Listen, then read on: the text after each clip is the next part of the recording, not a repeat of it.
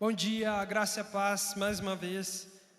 Que alegria. De fato, o Tico é o meu apelido, o Benício captou rapidamente. A Giza, para quem não sabe, ela não é o nome dela, Giza. Tem gente que tenta chutar, né? O nome dela como é o nome da Giza, né? Porque a gente só fala pelo apelido, mas é Gisele. Gisele é a minha esposa, a Giza. Ela está lá com as crianças no Ministério Infantil, fazendo um momento de louvor, de adoração com elas. Hoje ela está tocando ukulele. Veja, que legal, tocando e cantando. A Gisele só me surpreendendo. É uma alegria estar aqui, PBG. É uma alegria estar aqui. E hoje fazem mais ou menos 3 meses que estou aqui, que pertenço a essa igreja de pessoas extremamente amorosas. Pessoas que nos receberam com tamanho carinho que a gente nem parece que saiu de uma igreja que passamos 15 anos de toda a nossa vida, 20 anos da nossa história. Nós chegamos aqui e recebemos muito calor, muito amor, e muito obrigado por isso. Muito obrigado por esses 70 dias aí que já estão correndo. Eu e a Giza estamos muito felizes por esse tempo. Eu e a Giza, nós nos conhecemos desde a infância. Nós somos o primeiro namorado um do outro, o primeiro beijo. É uma história que poderia ser um filme, mas tem os seus desafios também. Eu costumo dizer, já disse para a juventude, que eu amo a Giza do tamanho da dificuldade que ela é. Aí todo mundo fala assim, meu Deus. Então é pouco ou é muito? É muito, porque a dificuldade é grande, mas com certeza a Giza é esse presente de Deus que vocês podem ver quando olham para ela. Aquele rostinho fofinho, aquela coisa. É quase como uma Ellen para o Bruno, é a Giza para o Tiago. Uma pessoa que é uma bênção. E graças a Deus nós temos vivido dias maravilhosos, maravilhosos.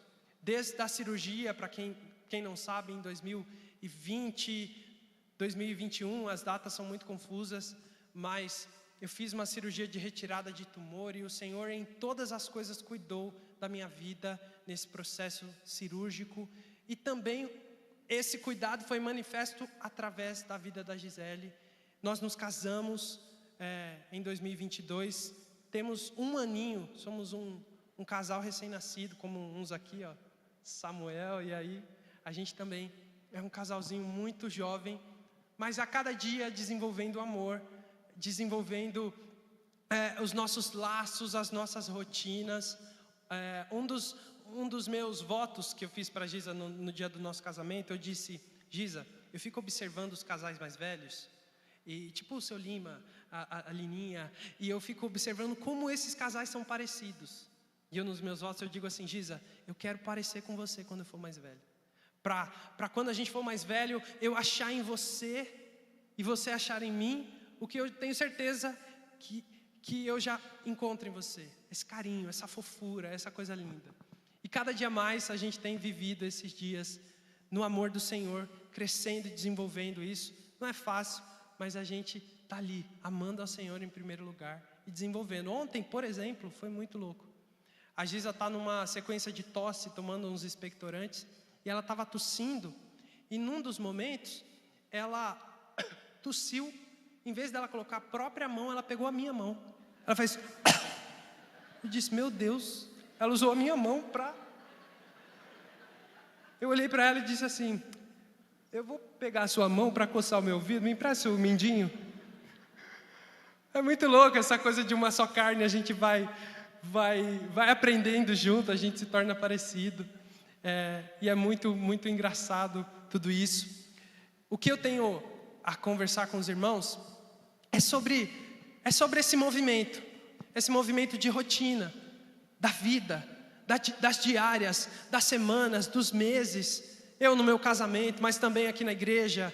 Há 70 dias mais ou menos que estamos aqui, ministrando nesses cultos com os irmãos, nos cultos de quarta, também nos cultos de segunda.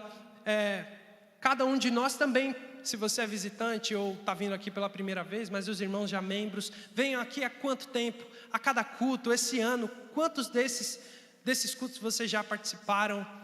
A nossa vida é recheada dessas rotinas, e não tem problema nenhum nelas. O problema começa quando a gente começa a ligar a chave do piloto automático e começa a viver todas essas rotinas sem perceber a essência de todas elas, sem perceber para onde estamos indo, por que estamos indo para isso, por que fazemos o que fazemos. O propósito se perde no meio da rotina e a gente começa a se desgostar das coisas. A gente começa a perder os sabores, os temperos, a gente começa a perder as cores. A gente começa a vir ao culto da manhã, ao culto da noite, ao culto de quarta e não perceber sentido. A gente liga o piloto automático e muitas das vezes a gente só vai ver depois de muito tempo, que faz tanto tempo que a gente não tem um secreto com o Senhor.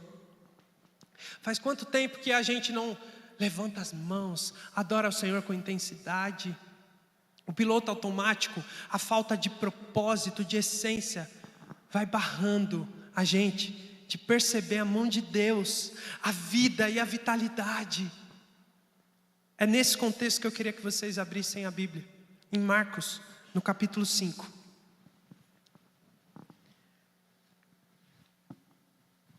Marcos, capítulo 5, no versículo 21. Se vocês puderem, abram, acessem ou acompanhem aqui no Data Show. Nós vamos ler uma parte grande desse trecho, muito especial. Marcos, capítulo 5, versículo 21. E passando Jesus outra vez com o barco para o outro lado, ajuntaram-se a ele muitas pessoas, e ele estava junto do mar.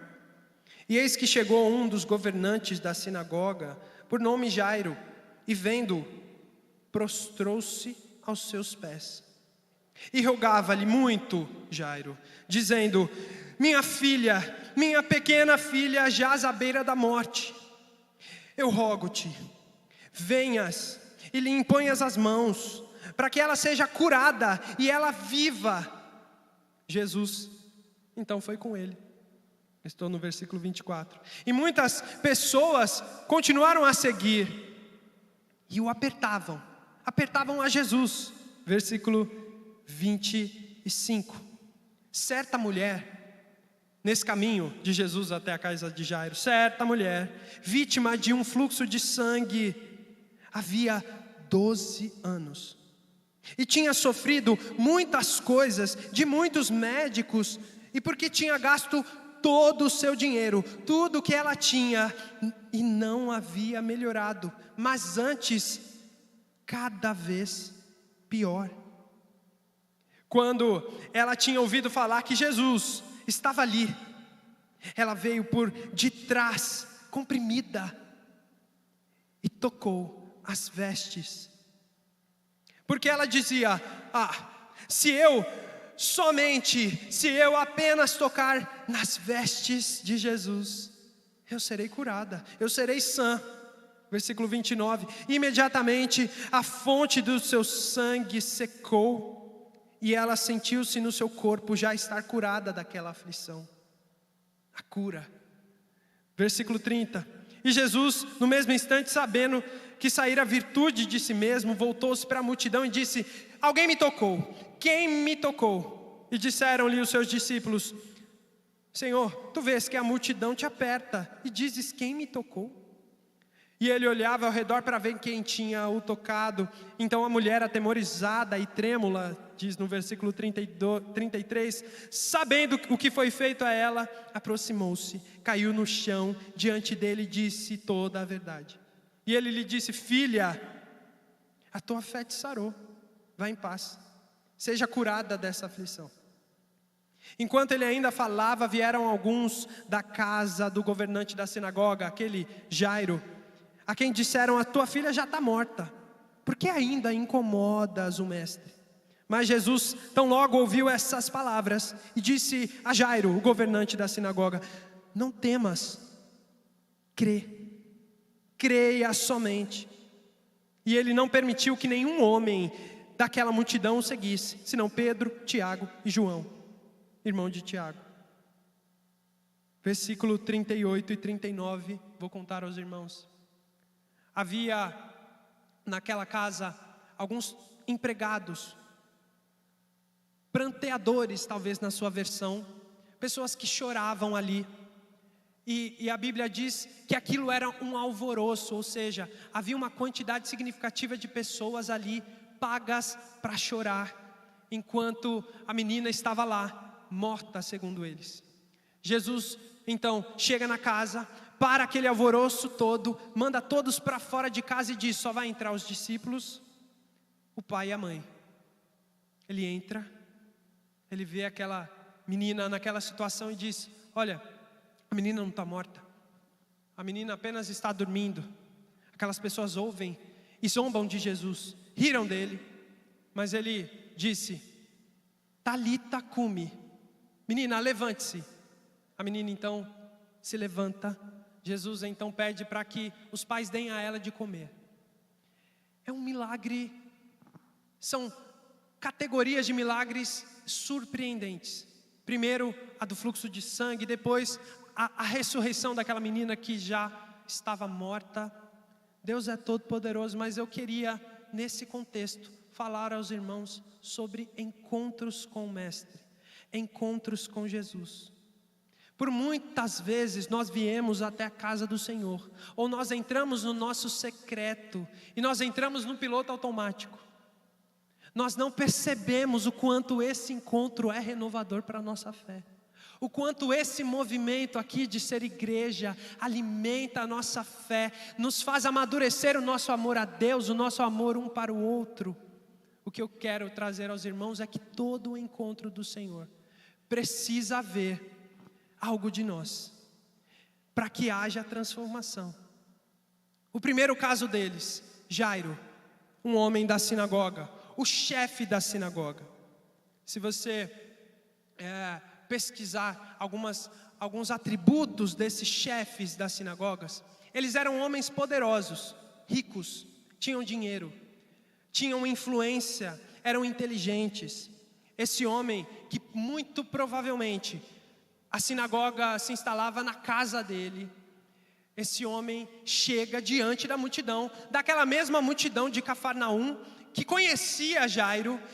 Ele então, quando vê a Jesus, e naquela situação, ele imediatamente se ajoelha. Se ajoelha e diz: Senhor, a minha filha está morrendo. Vá em casa, impõe as suas mãos, e eu creio, ela será curada. Imagine para alguém poderoso, influente, que tem o seu status, que tem o seu lugar na sociedade, o seu lugar dentro de casa, diante daquelas pessoas que eram talvez inferiores a ele. Ele encontra com Jesus e se rende. Se rende. Meus irmãos, no encontro com Jesus, nós precisamos nos render. Nós precisamos abaixar as nossas armas. Se Deus falar comigo, Ele vai ter que falar desse jeito. Para Deus falar comigo, Ele tem que fazer isso. Nós colocamos as nossas armas no chão e dizemos: Senhor, fale comigo. Mas nos rendemos à sua vontade, ao seu poderio, aquilo que o Senhor tem para mim. Abandone essas práticas de serem analistas de culto, de serem analistas de processo. A pregação hoje foi boa. O louvor hoje não foi tão legal. Aquela música não tinha nada a ver. Parem com isso.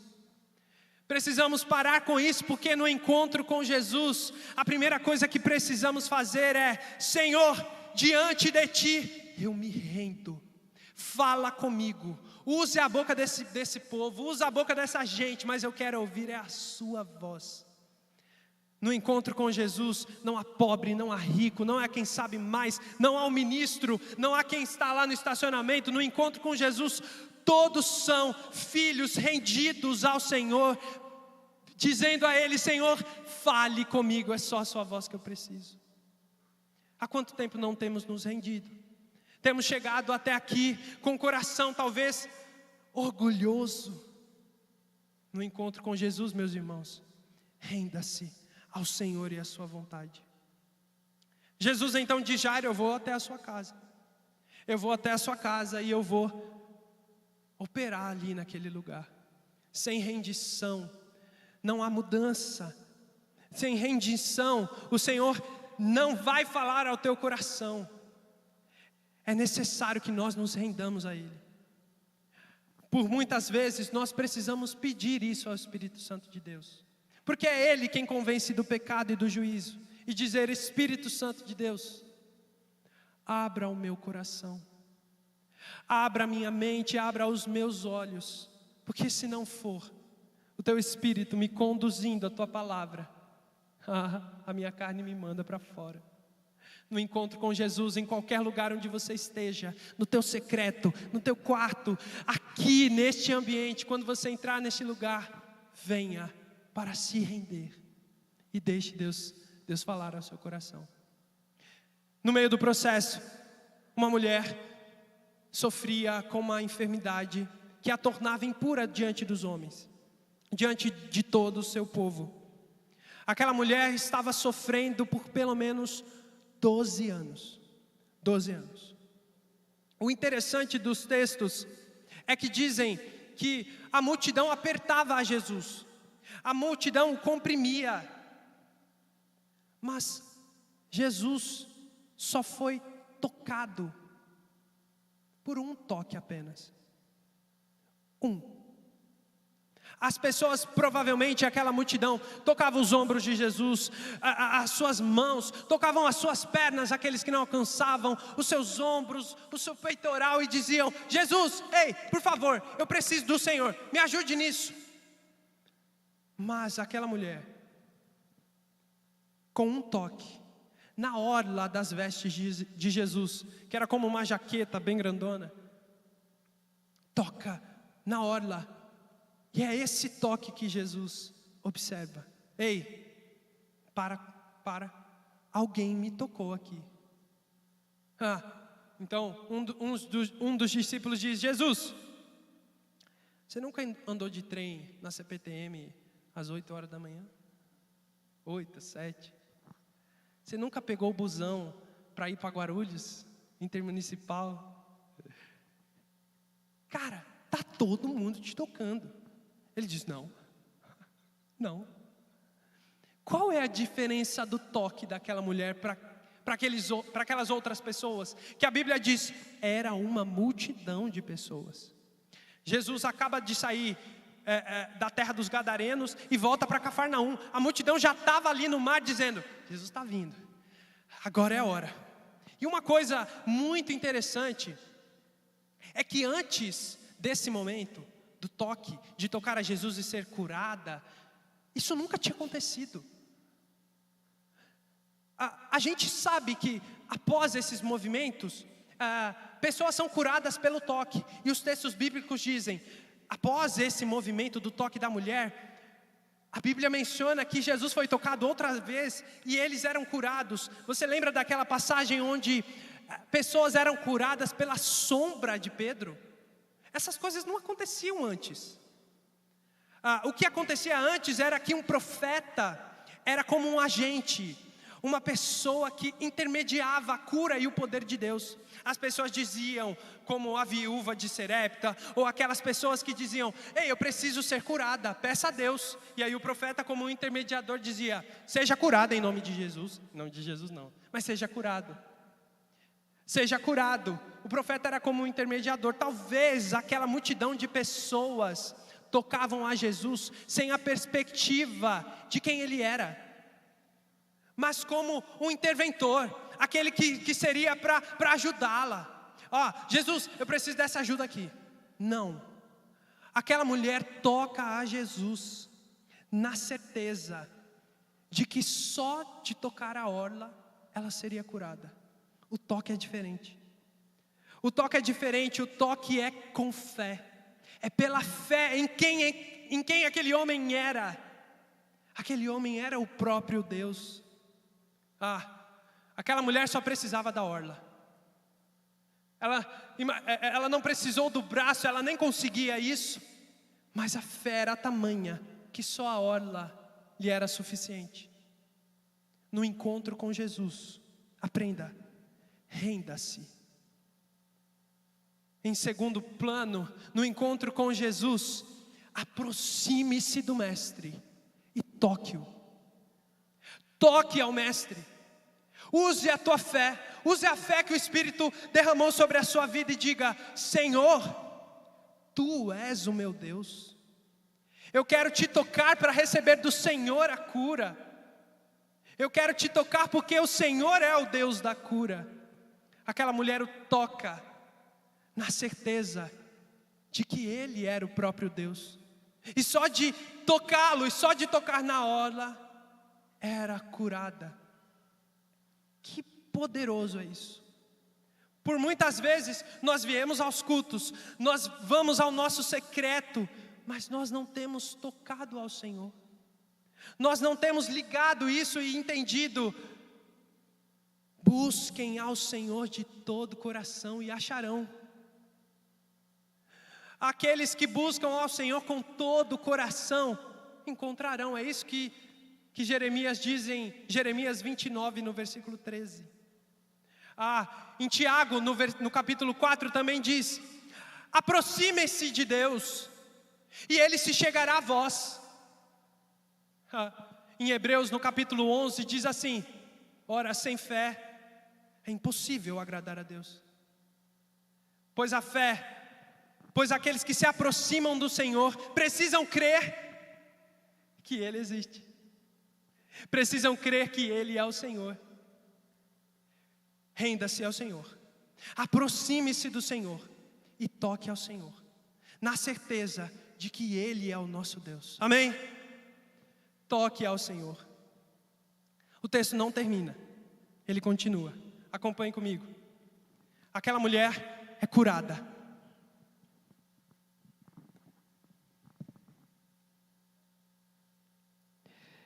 E imediatamente, no versículo 29, a fonte do seu sangue secou, e ela sentiu no seu corpo já estar curada daquela aflição.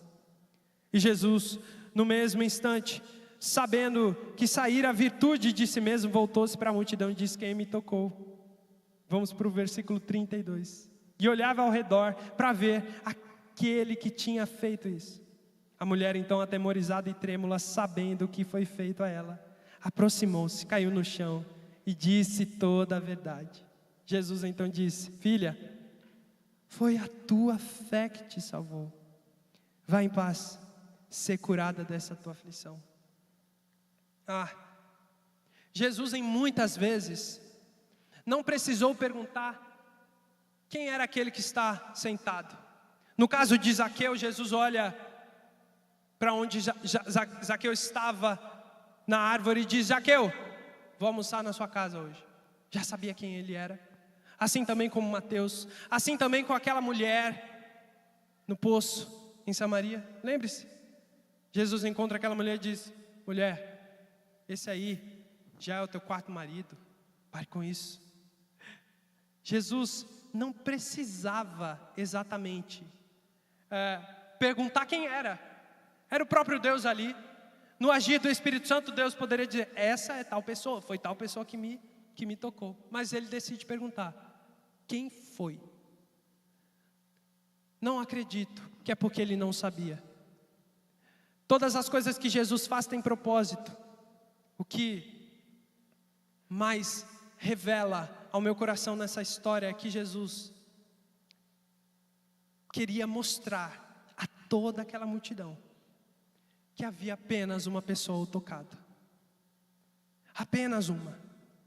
Todos então olham aquela mulher, aquela impura, deitada no chão, e dizem: ela te tocou? E eu também te toquei. Jesus diz: não, apenas ela. E ela diz: Senhor, eu te toquei de fato. Aí Jesus diz: a tua fé te salvou. Esse é provavelmente o 15º milagre de Jesus. Jesus, ao todo, em seu ministério, faz 31 milagres. A partir desse momento se inaugura: quem tocar Jesus é curado. Os textos depois dessa passagem vão dizer: as pessoas se achegavam, tocavam Jesus e elas eram curadas. Tudo isso pelo testemunho de alguém que, pela fé em Cristo, que Ele é o Senhor, tocou a Ele e foi curado. No encontro com Jesus, renda-se, joga suas armas no chão, aproxime-se dele e toque-o pela fé. Jesus então chega, e eu já estou encerrando, chega até a casa de Jairo. E como eu disse a vocês, haviam empregados, pessoas contratadas para chorar. Eram pessoas que, imagine você, uma pessoa da meia idade, uma pessoa já velha,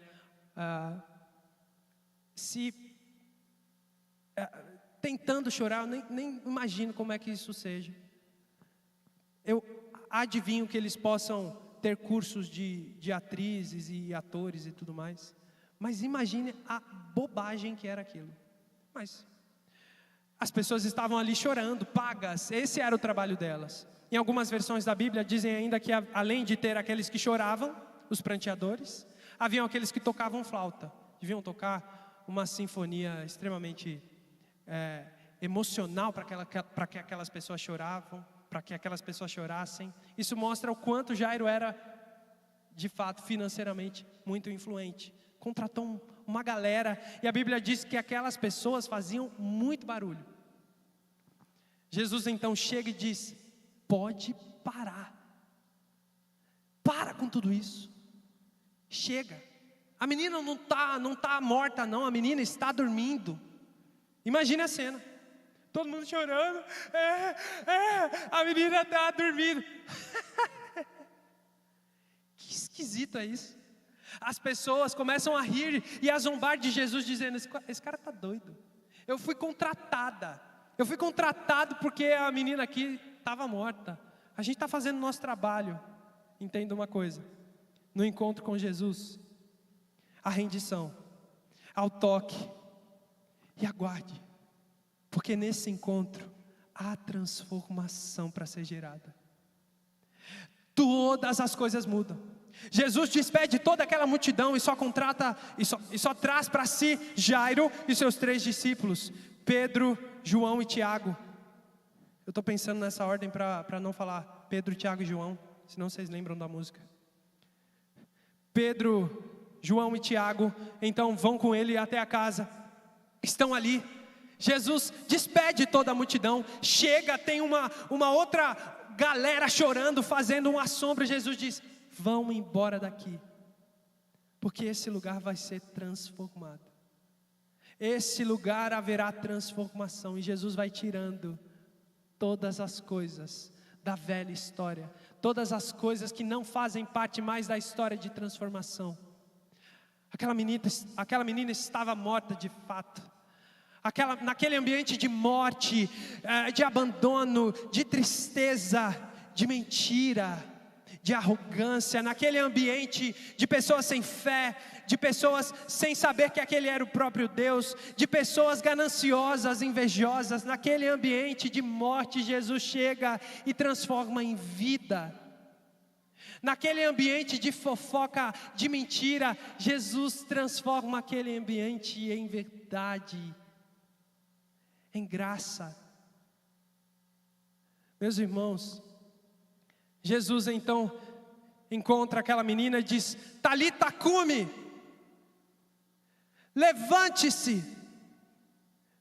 A morte é tragada, a morte é vencida, o próprio Deus venceu a morte. Aquela menina então levanta da cama. Jesus diz: dê a ela alguma coisa para comer, para que ela se fortaleça, mas não digam isso para ninguém. Aí tipo assim, não conta para ninguém, mas eu sei que vocês vão contar. Aquela menina que estava ali padecendo, à beira da morte ou já morta, ressurge. No encontro com Jesus, renda-se, toque a Ele e tenha certeza, há transformação de Deus sobre as nossas vidas. Tudo muda, tudo se transforma, porque o Senhor é todo poderoso para isso. Ele é o Senhor, Ele é quem diz: haja luz e há luz.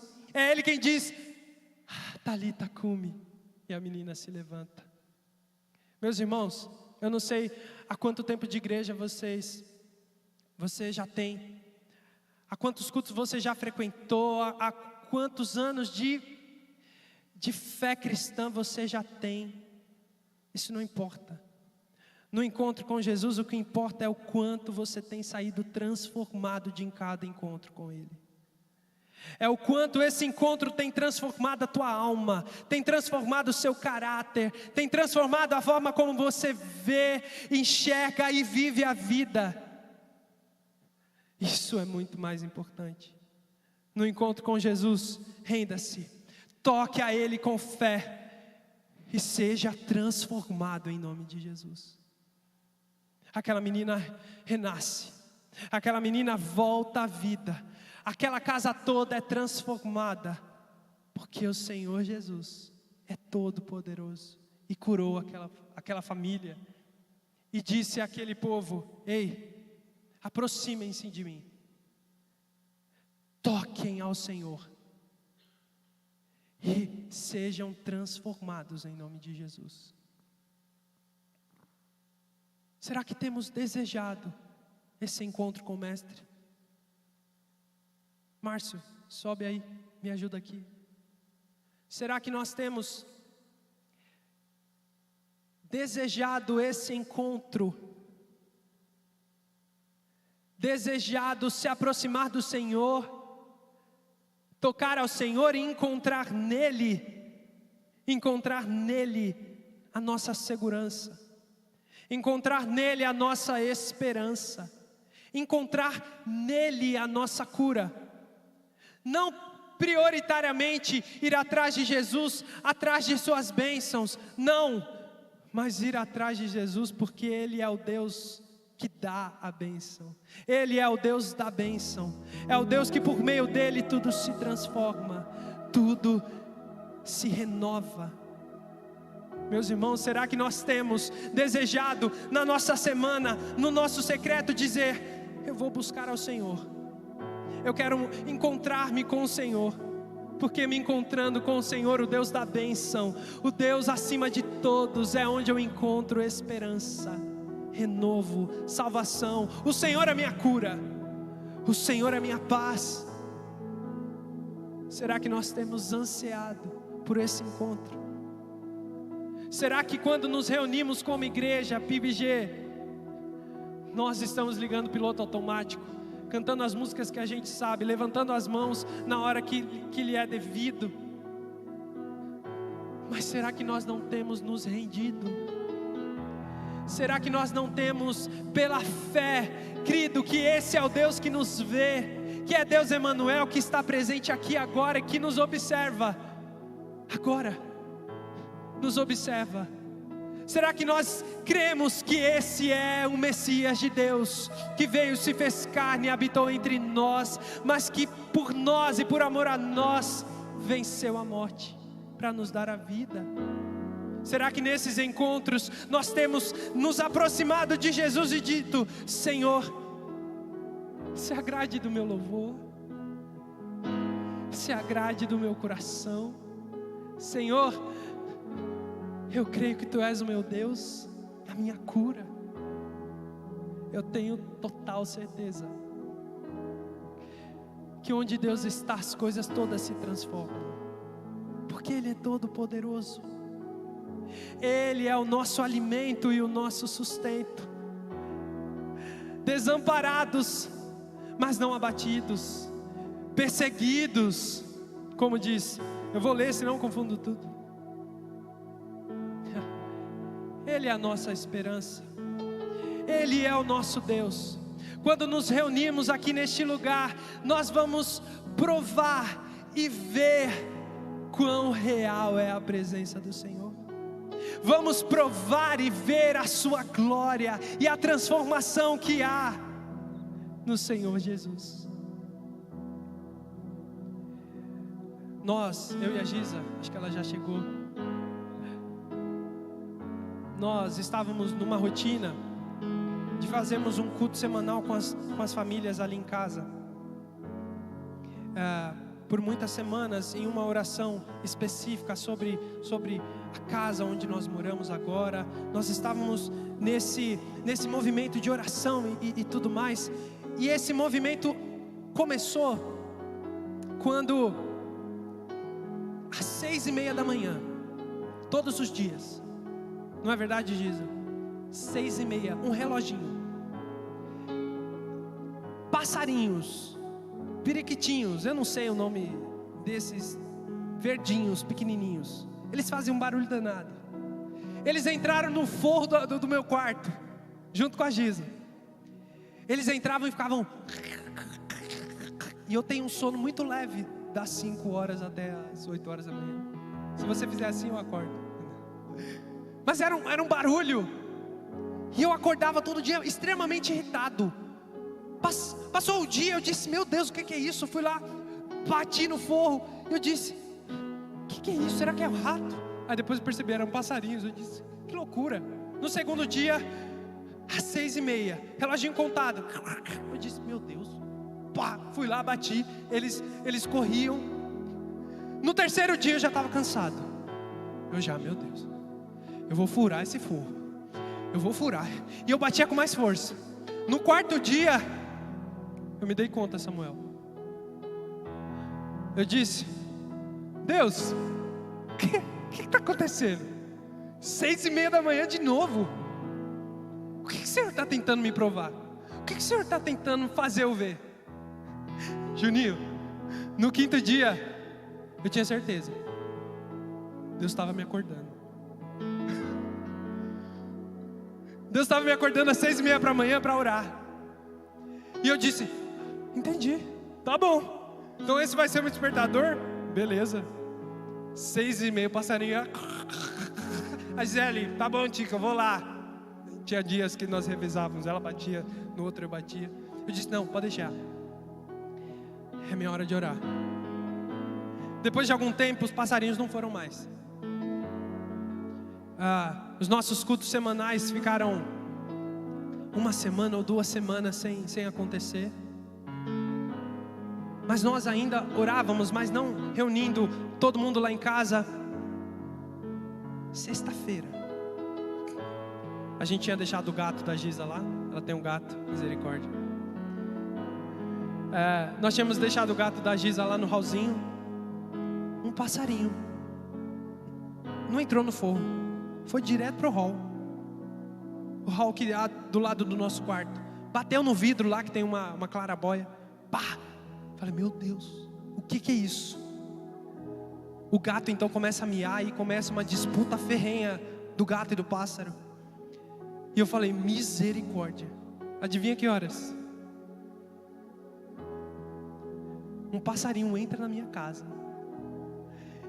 E eu, como homem da casa, eu disse, vou ter que mandar esse passarinho embora. Eu abro a porta, o passarinho está lá na clarabóia, o gato está lá. Eu digo, misericórdia, como é que eu vou pegar um passarinho na mão? Desculpem os irmãos aí que conseguem. Eu disse, como é que eu faço? A Giza então disse, pode deixar, eu vou. Eu disse, não, eu sou o homem desta casa. Pode deixar. Eu então, astuto como sou, peguei os lençóis da cama, todos eles, 2 pelo menos. Eu disse, eu vou pegá-lo. A Gisele olhando disse, meu Deus. A mulher mais sábia do que eu nesse momento, enquanto eu jogava o lençol para pegar o passarinho, para depois pegar ele na mão, para depois de colocar em algum lugar, eu lancei o primeiro lençol, o passarinho passou e eu disse, eu tenho mais uma chance. O segundo lençol eu pego e jogo, ele voa. Eu falo, misericórdia. A mulher, nessa hora, muito mais astuta do que eu, disse, mãe, vem aqui por favor, pega o passarinho, porque a gente não vai conseguir. Eu olho para trás, a minha sogra subindo as escadas, disse, Tiago, de novo, pode deixar, pegou o passarinho e voa passarinho. Depois da ocasião, o Senhor me fez lembrar, por que um passarinho entrou na minha casa? De novo, no horário de sempre. Nesse encontro que nós nos rendemos, tocamos a Jesus e somos transformados. A saúde, a vida, a verdade, tudo isso nós encontraremos em Cristo Jesus, o nosso Deus. Quando Deus encontra Adão depois do pecado, Deus diz, Adão, onde é que você está? Para onde é que você foi? Nosso encontro com o Mestre é um momento onde nós podemos dizer: Senhor, eu só quero estar onde Tu estás. Eu quero me encontrar contigo, por isso eu me rendo. Eu quero encontrar o Senhor e a sua glória, por isso eu o toco. E eu posso então dizer como o salmista: o padal encontrou a sua casa, a andorinha encontrou o seu ninho, e eu encontrei os teus altares. Num encontro com o Mestre, renda-se, toque-o e se prepare, porque há transformação sobre as nossas vidas. E quando você sair de lá, a transformação vai invadir o seu jeito de viver a vida, o jeito como as pessoas te olham, no seu trabalho. Essa transformação precisa alcançar ao outro, precisa alcançar a multidão, precisa alcançar aqueles que choravam e eram pagos para isso, e elas vão perceber: tudo foi mudado. Onde estão aqueles que desejam encontrar ao Senhor, que desejam se render e a tocar ao Senhor? Não há nada igual, não há nada melhor a que se comparar a esperança viva. Tua presença,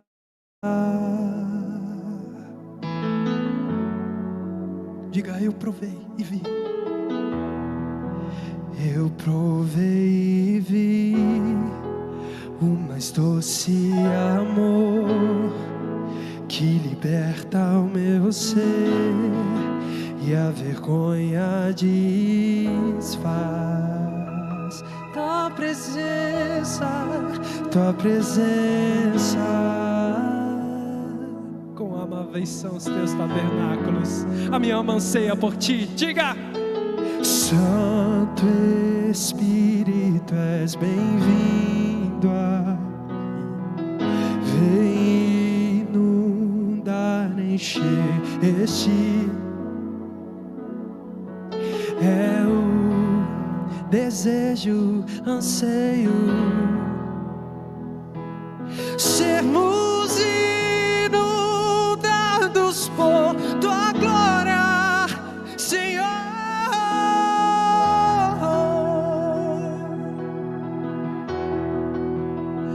Sermos inundados por Sua glória, Deus. Vamos dizer assim: vamos provar. Vamos provar porque encontramos ao Senhor. Vamos provar a sua bondade. Vamos, poderoso, cremos no Senhor. Vamos provar da sua glória e bondade. Vamos provar o quão real é Tua presença. Vamos provar da sua glória e Senhor. Nesse encontro, renda-se. Seja na tua casa, seja nesta igreja, seja no lugar onde Deus te convocar a orar, a cantar, renda-se. Toque ao Senhor com fé, porque sem fé é impossível agradar a Deus. Busque-o de todo o coração. Tenha certeza. Seja transformado em nome de Jesus. Feche seus olhos, em nome de Jesus. Deus, nós te louvamos. Nós te louvamos, Deus, porque cremos, o Senhor nos deu vida. Mesmo nós estando ali mortos em nossos pecados, o Senhor veio, se fez homem e nos deu vida de novo. Obrigado pela vida, pelo chamado a viver. Obrigado pelo pássaro que me diz: encontre-me, busque a minha presença. Obrigado por minha casa, obrigado pelos meus irmãos, mas muito obrigado pela sua presença. Obrigado porque temos disponível e acesso a Ti. Espírito Santo de Deus, fale ao nosso coração, nos convoque, nos dê anseio e fome e sede por Ti, porque é em Ti que encontramos água viva, pão que desce do céu. É em Ti que temos esperança, transformação. O Senhor é a nossa cura, é do Senhor a nossa vida. Que todos os dias, que em todo encontro, nós aprendamos mais do Senhor e de Ti, e que nós sejamos transformados segundo o caráter de Jesus. Assim te pedimos, em nome de Jesus, amém, amém. Graças a Deus. Deus abençoe a vida.